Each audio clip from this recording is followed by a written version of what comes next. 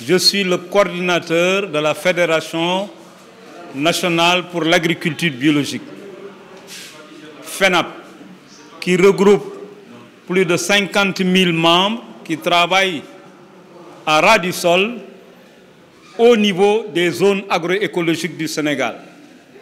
Nous faisons de l'agriculture écologique, biologique, et notre organisation est aussi membre du Conseil national de concertation et de coopération des ruraux, qui compte plus de 3 millions de producteurs ruraux, agriculteurs, éleveurs, forestiers, pêcheurs. Je suis le directeur général ou le CEO de Green International Financial, une structure de fonds privés, de fonds d'appui qui aide en quelque sorte à accompagner les entrepreneurs sénégalais ou de la sous-région de pouvoir financer leurs projets. Je suis le PDG de AM Leolawal Business Management. Je travaille en collaboration avec Moroplant.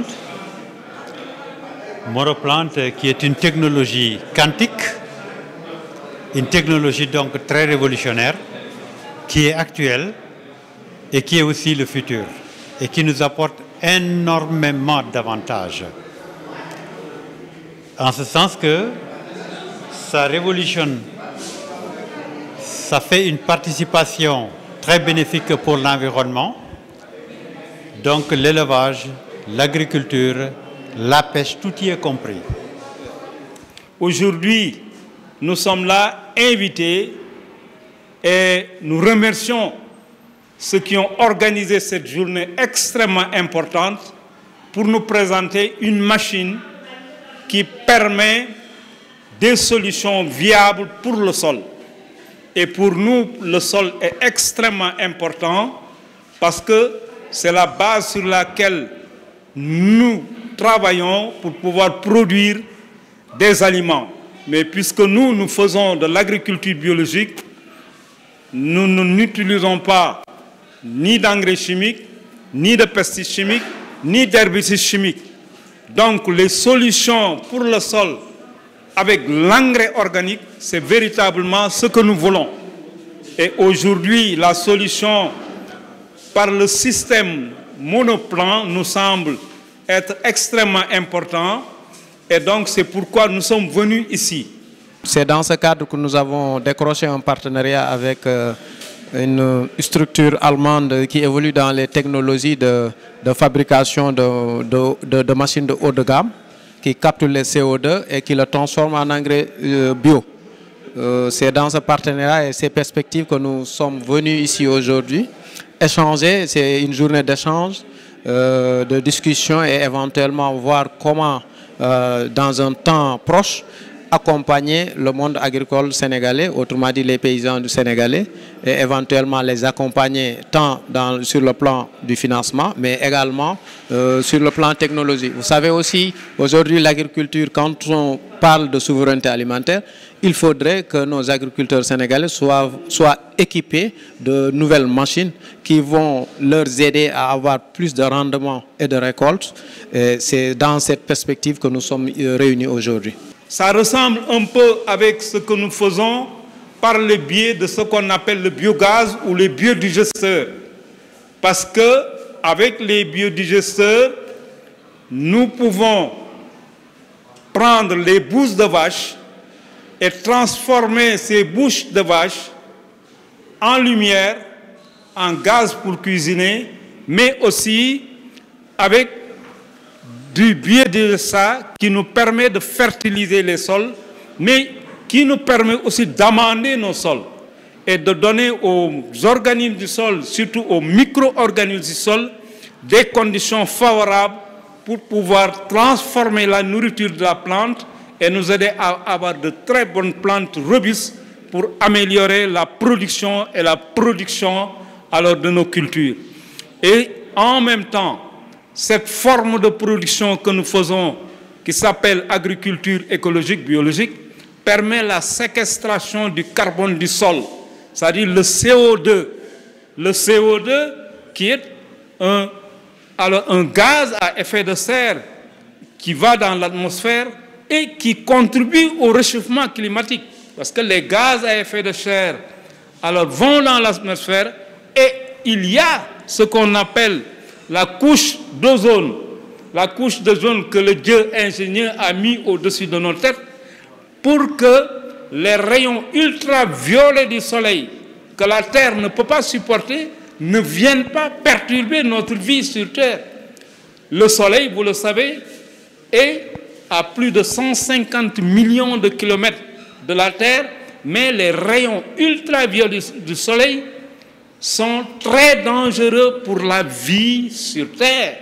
Et c'est pourquoi le Dieu ingénieur a mis cette couche d'ozone pour nous protéger.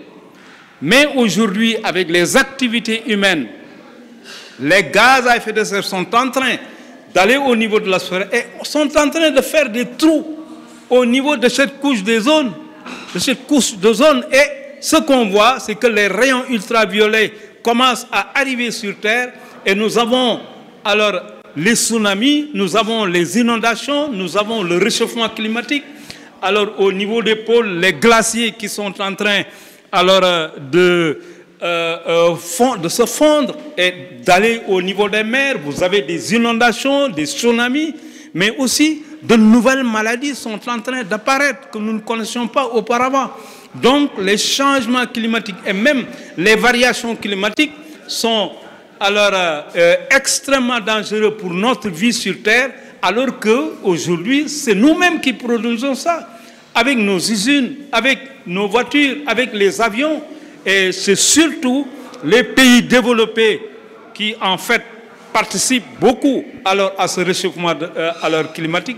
Mais les conséquences, nous les recevons, nous, en tant que pays sous-développés, comme vous le voulez, comme le Sénégal, nous recevons effectivement parce que l'environnement est global, on ne peut pas l'arrêter. Et donc, cela veut dire que des solutions qui nous permettent en même temps de fertiliser des sols, d'améliorer nos productions et notre productivité agricole, mais d'une manière propre. Donc, en réduisant ou en séquestrant le carbone, cela veut dire que c'est une très bonne machine. Et c'est ce qu'on nous propose, ce Moroplan qui va permettre d'avoir une solution pour améliorer notre production d'une manière propre, parce que nous voulons dans nos pays une sécurité, souveraineté alimentaire et nutritionnelle durable. Cela veut dire que le modèle de production agro-industrielle qui a fini de polluer nos mers, qui a fini de dégrader nos terres, qui a fini de réduire notre biodiversité végétale et animale, nous devons avoir des alternatives, d'autres paradigmes pour produire beaucoup plus propre, pour produire des aliments sains qui vont participer à la santé de l'homme, à la santé de l'animal et à la santé des écosystèmes. Nous sommes venus ici au Sénégal. Nous allons avoir un premier appareil ici au Sénégal. D'abord, il y aura des gens qui vont se déplacer pour aller en Allemagne. Et là, ils vont visiter le complexe. Et avec ce complexe, ils vont pouvoir apprendre beaucoup de choses.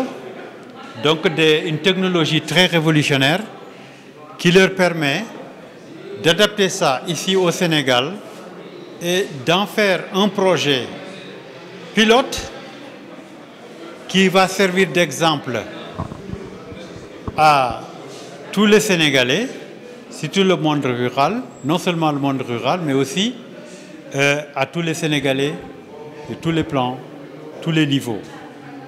Donc c'est quelque chose de bien, et moi je suis très satisfait aujourd'hui d'avoir des collaborateurs ou bien des partenaires qui sont venus d'Allemagne. Ils sont au nombre de 4. Et ce sont des gens qui sont vraiment qui ont des expériences très positives parce qu'ils ont fait d'autres pays et il y a aussi d'autres exemples que nous pouvons adapter ici au Sénégal. Ils sont là aujourd'hui. Ce qui est encore le plus intéressant, c'est que nous avons un partenaire financier ici au Sénégal. Simplifier les rencontres avec les bailleurs privés, la jeunesse sénégalaise, ceux qui sont porteurs de projets, ceux qui sont là, qui apportent quelque chose pour le développement du Sénégal, surtout les entreprises que nous sommes en tant que privés. On a constaté qu'il est plus facile en RDC, au Niger, en Guinée-Conakry ou dans d'autres pays, j'en cite que cela. Ils sont capables de nous inviter, de travailler avec nous, de décrocher des projets éventuellement d'infrastructurels. Mais au Sénégal, malheureusement, ce n'est pas le cas. Parce que l'autorité, l'administration sénégalaise, c'est une chose un peu compliquée de pouvoir frapper à la porte du ministre ou du président de la République et d'être répondu. Voilà.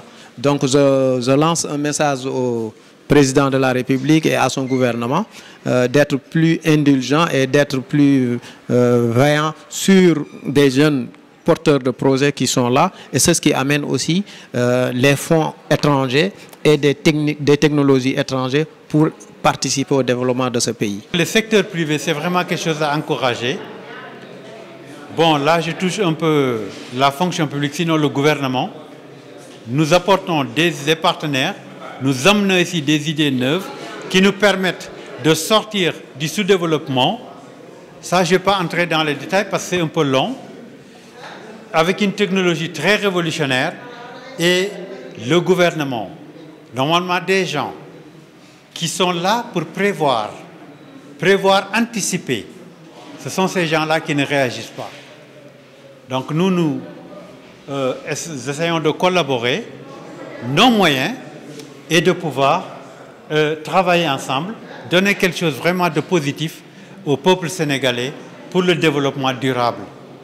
Voilà donc, du point de vue santé, ce que nous amenons, ce n'est pas de l'engrais chimique, c'est